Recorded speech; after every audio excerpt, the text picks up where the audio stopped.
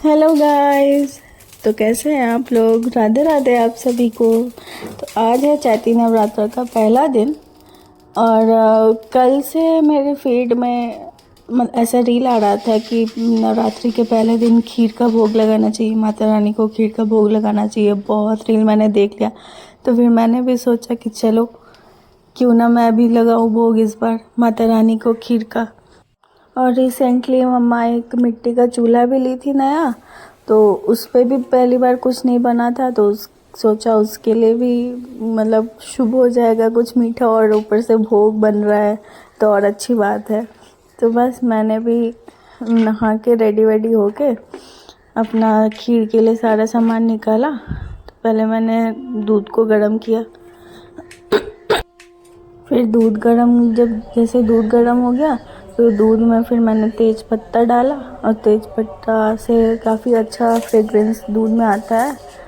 उसके बाद मैंने भिगोया हुआ चावल पहले से ही धो के रखा था, उसे भी डाला। और मैंने ड्राई फ्रूट्स में डाला था काजू किशमिश बादाम छुआरा। तो पहले मैंने सोचा कि ये सबको छोटे छोटे पीस में कट कर लेती हूँ, फिर मैंने देखा कि बहुत टाइम इसमें तो लग जाएगा, तो मैंने सबका पेस्ट बना लिया। और इसी में मैंने इलायची भी दे दिया था, इसी के साथ इलायची का भी पेस्ट बन के तैयार हो चुका था। और पेस्ट डालने का एक और फ़ायदा भी है, इससे दूध भी गाढ़ा हो जाता है और खीर का भी टेक्सचर काफ़ी अच्छा हो जाता है। वो एकदम स्लरी वाला टेक्सचर नहीं रहता, पानी पानी जैसा। और मुझे ऐसे ही खीर पसंद है, थोड़ा गाढ़ा दूध रहे। और मिट्टी के चूल्हे पे मैं पहली बार कुछ बना रही थी, मैंने इससे पहले कभी कुछ नहीं बनाया और ना ही कभी भोग बनाया था। और इस पे मैनेज करना भी बहुत मुश्किल हो जा रहा था, क्योंकि इस पे तो फ्लेम एडजस्ट करने का भी सीन नहीं होता कि हाई पे कर दो लो पे कर दो। और काफ़ी तुरंत और कंटिन्यूस इस पे खीर को चलाना पड़ रहा था, क्योंकि फ्लेम बहुत हाई था इसमें और खीर तुरंत सट जा रहा था नीचे। फिर लगभग 20 से 25 मिनट के बाद मेरा खीर बन के रेडी हो चुका था। और मेरी मम्मा को शुगर है, इसलिए मैंने चीनी वाला खीर नहीं बनाया था।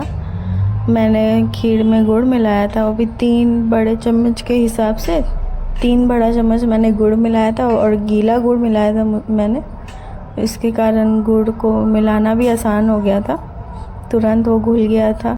फिर मैंने 2 थाल सजाया भोग के लिए, और 2 थाल इसलिए एक घर के लिए था और एक मेरे घर के बगल में मंदिर है माता रानी का, तो मेरा मन था कि मैं वहाँ भी भोग चढ़ाऊँ खीर का, जो मैंने अपने हाथों से बनाया है।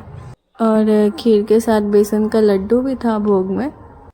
और फिर खीर मैंने 2 बाटी में निकाला, और फिर मैंने तुलसी का पत्ता भी दे दिया था, क्योंकि ऐसा बोला जाता है कि भोग बिना तुलसी पत्ता का नहीं लगता है। फिर मैंने घर में भोग लगाया अपने और प्रणाम किया। भोग लगा के मैंने माफ़ी मांगा अगर भूल चूक कुछ हुआ हो तो। फिर घर में भोग लगा के मैं मंदिर गई थी, मंदिर में भी भोग लगाया, शिव जी को जल चढ़ाया। और वहाँ नवरात्रि का कथा चल रहा था, तो मैं माता रानी का क्लिप नहीं ले पाई।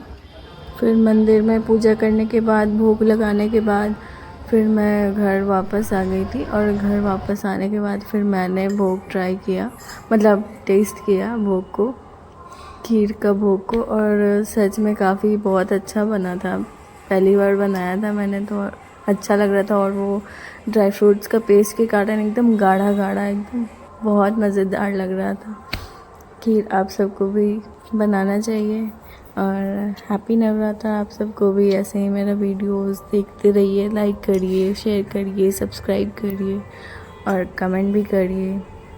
तब तक के लिए bye, see you, thank you.